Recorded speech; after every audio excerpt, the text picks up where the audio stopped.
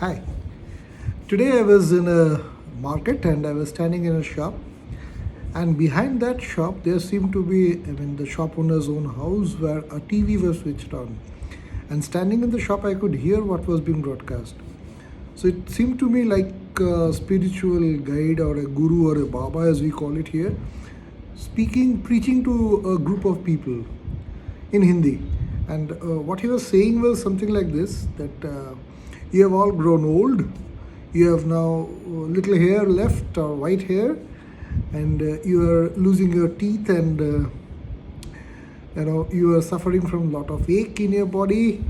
Your knees, they don't support you anymore. It's very difficult for you to walk, and so you should sit down and think of God and pray to Him. And then he started singing and praising God. My point was not what he did. My point was, basically there were 2 points I would like to point out. That's the pun again. So the point is that why should a person who is a spiritual healer or somebody some people might be following suddenly start speaking of all the negativity that can be with a person?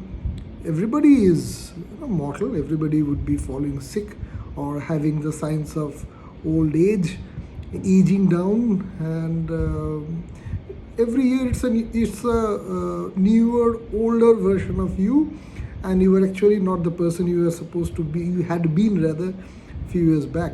So why does this God man try to focus on something which is bound to happen? Memento mori. Somebody, some days we will die.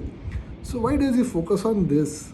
Why can't he say about being positive? Look at the stars and see the vast galaxy, the place that we are in, and how little, how insignificant we are compared to all the stars in the sky above. Why can't he do it like in this way? Why can't he say that, okay, fine, you are aging, you have your issues, but like Buddha said, everything changes. So it's a change that we are bound to accept. So why be pitiful and cry about it and say, look at me, I'm in such a horrible condition, pity me, self-pity? Why does he insist on that? Is that what God-man is supposed to do? I have no clue, because I don't follow anybody. So that was point number 1. Point number 2 was, it's something called spiritual, it's something called religious. These are the various options that we have. Now, to be spiritual or religious, do we need to put the fear in God in such a way that since you have nothing else to do, so you be with God? That's the best opium that one can have when somebody is aging and falling sick. But again, there was other point that came to my mind was, suppose you do this, serve this opium to the masses. Suppose you say that, okay, you have nothing else to do, so be with God. Accept.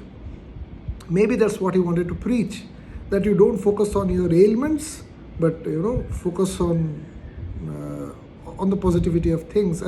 Focus on something religious and spiritual, so you don't go astray, so you don't go on crying and lamenting and wishing that you were younger. I didn't get it. It was too esoteric for me to understand. So I thought of putting this video up. And okay, it's all up to you to comment. Thank you.